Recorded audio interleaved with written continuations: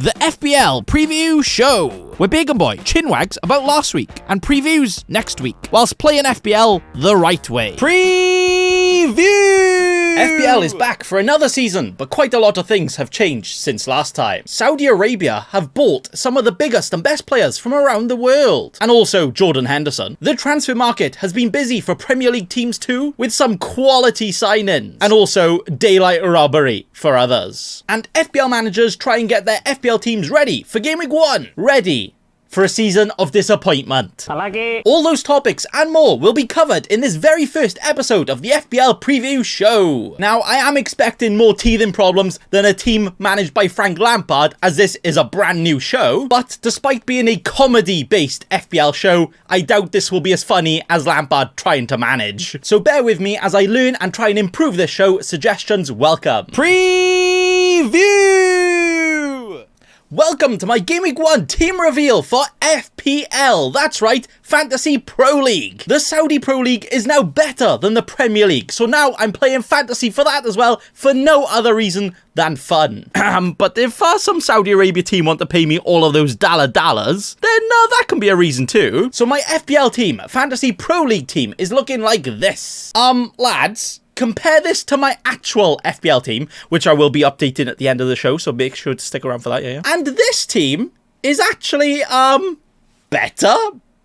What? No. Fantasy football is actually fucked, right? Because it's got us hyping up players like Solanke as if they are Ronaldo and Benzema level. Solanke for Ballon d'Or now! Champions League winning defenders, or James Tarkowski. I know what one I want. Yeah, why do we even play this game?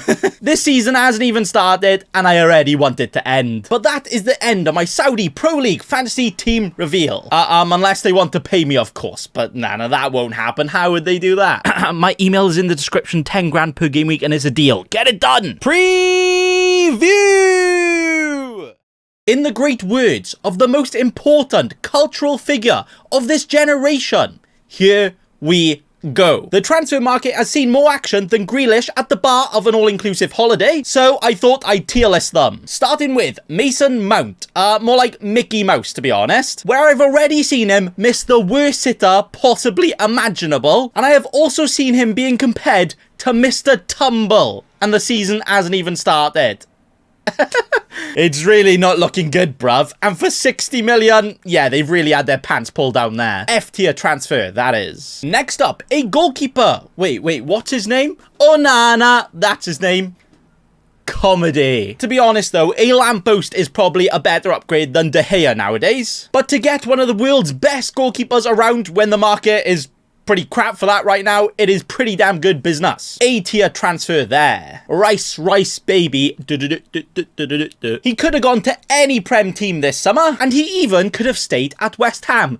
But if he did do that, this would have probably been his reaction. To be fair though, if I was Arsenal's accountant myself, that would be my reaction when I see the price tag for him, as they bought him for a fee of 101 million, making him the most expensive British signing ever. Now that price, yeah, is a bit of tomfoolery I can't fully get behind, despite how good he is. B-tier transfer for him. Rasmus Højlund, a player no one had ever heard of about a year ago, but because he slightly sounds like Haaland, bam! £64 million, please. No. Spending that much on a striker that has never scored more than 10 goals in a season, when they already have quite an aging squad and they need ready-made players right now, that's just terrible business in my opinion, but that's just the Man United way. F-tier transfer, that is. James Maddison, a player I go mad for, son, and so did Spursy, snapping him up for 40 million. Not only is that a great transfer for him, leaving a relegated side, playing in a team you will be playing in every week, but it's perfect for Spurs as they have finally got themselves an Eriksen replacement.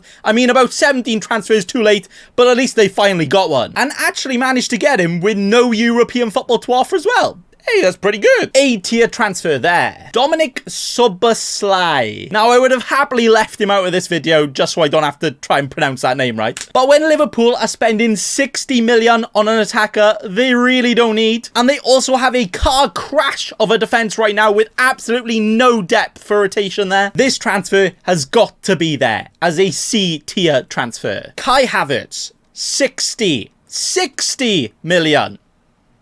How?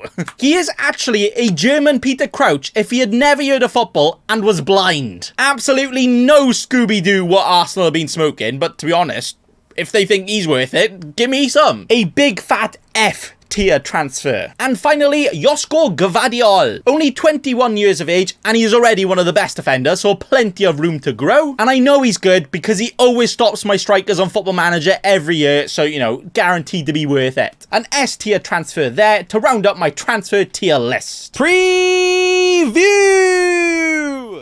What really boils my blood is that most YouTubers who make Premier League table predictions are either super biased, putting teams like Fulham in the Champions League spots, or they just make the most controversial picks for no other reason than to farm engagement. They don't actually think it's going to happen. Oh, and you can't forget the super clickbaity thumbnail of Luton mid-table and Newcastle in the relegation zone. Why do they do it? And what really fries my bacon is that every single year, without fail, there will always be that one post.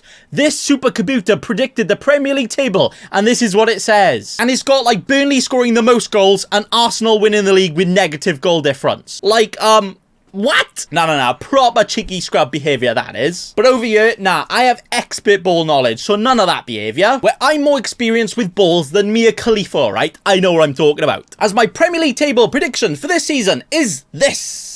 Yes, that's right, you're seeing that. Villa 3rd, Liverpool 9th, and Wolves getting relegated. Alright, put the pitchforks away, let me explain. I've gone for Sheffield United, Luton and Wolves to get relegated. Sheffield United have lost their best player, about to lose some more of their best players, and have Rhian Brewster as their striker. Yeah, remember him? What are they going to do? Road to beating Derby's record is well and truly on for them. They are that bad. Then Luton way overachieved last year and now are building a super championship team, which will be great for them next season. But this season, be great to get a slap. That's about all. And Wolves just sold Ruben Neves and then signed Mateus Cunha for 50 million. So that just really shows what's going on there. Not looking good at all for them. Definitely going down. I think it will be pretty damn close for the likes of Bournemouth, where if someone does proper pop their cherry early on and put the pressure on, they could struggle as well. And West Ham have a David Moyes-shaped virus growing throughout their team, where they desperately need to fix that. If not, they will be isolated from the league and going down. But the top half of the league this year, that is where it is at this season, boysies. Where, to be honest, it's tougher to call than those Sky Bet virtual football games, and those are rigged, where honestly any one of the top 9 could actually challenge for the title. All of them are just so good. Have we had a league this competitive at the top in this long? Like, when was the last time it was actually like this? I mean, the supercomputer thinks it's like that every year, but we're in for a proper ride. That ride including Liverpool in 9th.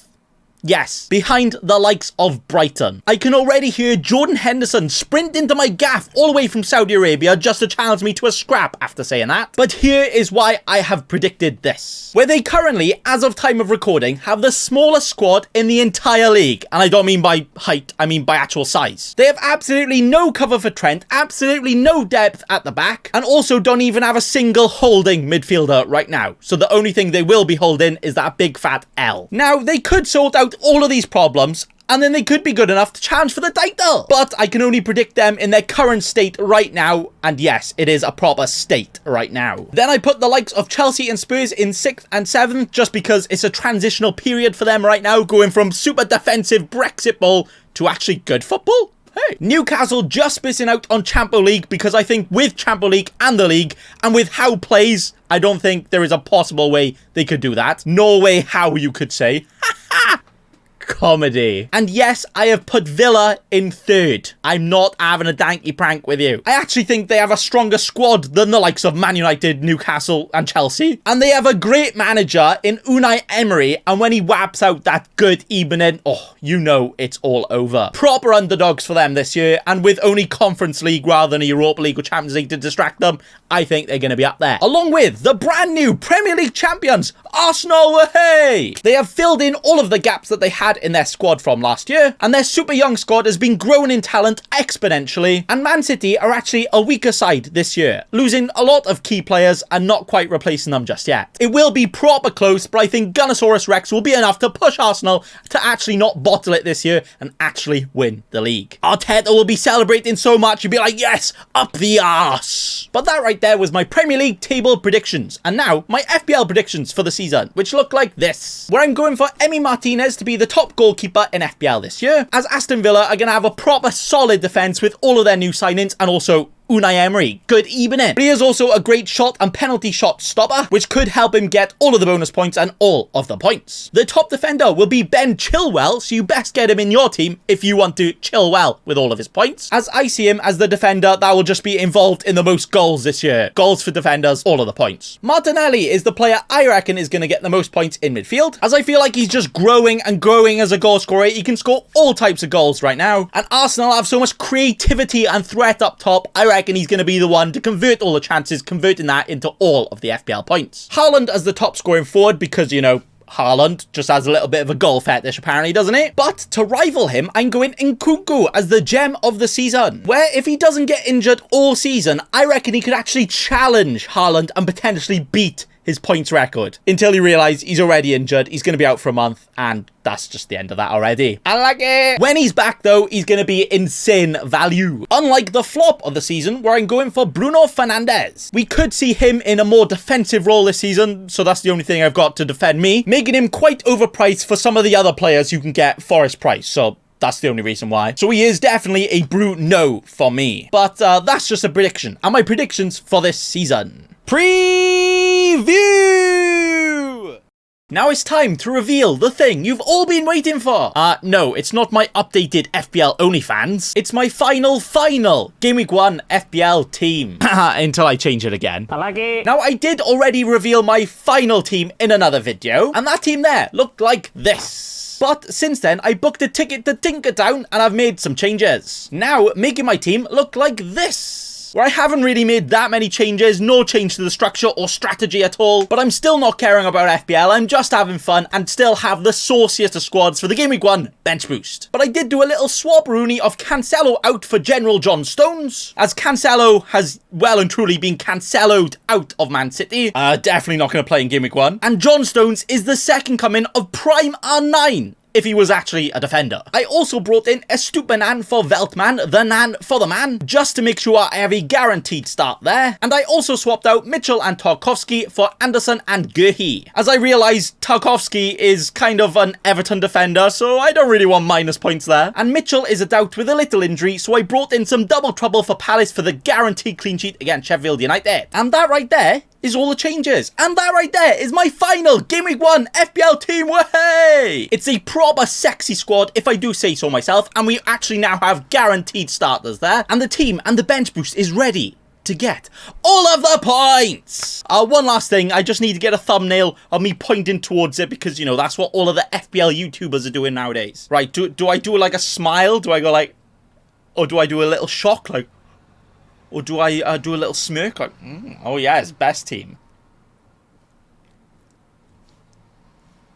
Yeah, one of those will do. That's the thumbnail sorted. But that will also do for the very first episode of the FPL Preview Show. Let me know what you have thought about it, and any suggestions are welcome for all different types of topics, strategy, anything you want me to cover or anything you want me to change. I am all yours. This one and this one. I'm aiming to do one of these every single week, chinwagging about the weekend's action of the football, bringing you the only comedy-based FPL show where I'm still aiming to provide some value and some information, but I'm gonna present that to you through the forms of entertainment. Well, at least I'll try. But that's gonna be all. Thanks for watching, and also... Don't be a cheeky scrub. Subscribe to Nathan Bacon right now.